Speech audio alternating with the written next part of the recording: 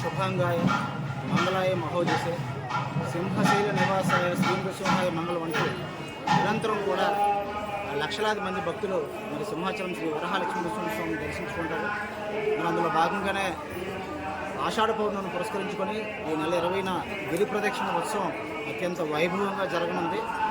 ప్రతి ఏటా సాంప్రదాయబద్ధంగా శాస్త్రోక్తంగా నిర్వహించే ఈ ఉత్సవాన్ని ఈ ఏడాది కూడా అత్యంత వైభవంగా నిర్వహించేందుకు ఆలయ వర్గాలు ఏర్పాట్లు పూర్తి చేశారు. మరి పురాణ ఇతిహాస కథనాల ప్రకారం గిరి ప్రదక్షిణకు అత్యంత ప్రాచుర్యం ఉంది.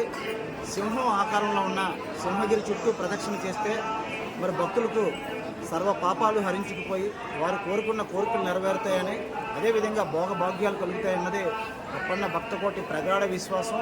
అంతేకాకుండా మరి మరో కథ కూడా ప్రాచుర్యంలో ఉంది.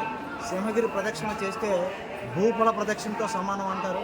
అంటే భూమండలం చుట్టూ కూడా ప్రదక్షిణ చేసినంత పుణ్యం లభిస్తుంది అన్నది పురాణ ఇతిహాస కథనం. అందుకు తగ్గట్లుగానే మరి గిరి ప్రదక్షిణకు రాష్ట్ర స్థాయి ఉత్సవంగా కూడా పేరు పొందింది.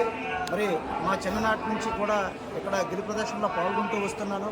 పూర్వం వేల మీద ఉంటే ఇప్పుడు ఆ సంఖ్య లక్షలు దాటింది. ప్రతి ఏటా కూడా లక్షల్లో భక్తుల సంఖ్య పెరుగుతూ వస్తుంది.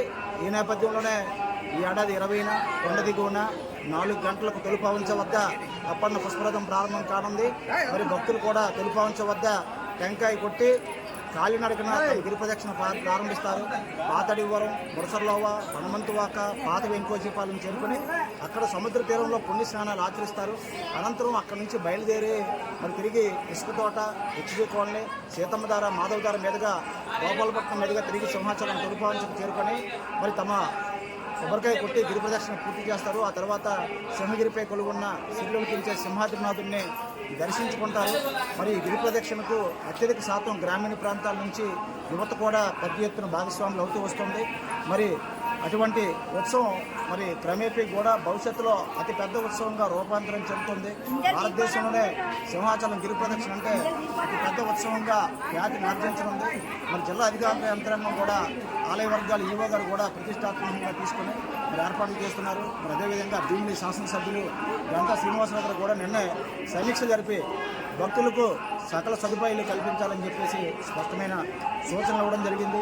మరి ధర్మకర్తల మండలి ప్రత్యేక ఆహ్వానితులుగా, ధర్మకర్తల మండలి సభ్యుడిగా, చందనోత్సవ కమిటీ సభ్యుడిగా ఈ గ్రామంలో పుట్టిన నేను స్వామి సేవ చేసుకునే అవకాశం రావడం నా పూర్వజన్మ సుకృతంగా భావిస్తూ భవిష్యత్తులో కూడా సింహాచలం ఉత్సవాల్లో పెద్ద ఎత్తున లక్షల్లో భక్తులు వస్తున్నారు కాబట్టి వారికి మరిన్ని సదుపాయాలు కల్పించే దిశగా ఆలయ అధికారులు ఇప్పటికే కృషి చేస్తున్నారు. మరి కేంద్రం ప్రవేశపెట్టిన సింహగిరికి పై చేపట్టిన ప్రసాద్ స్కీమ్ కూడా అమల్లోకి వచ్చింది.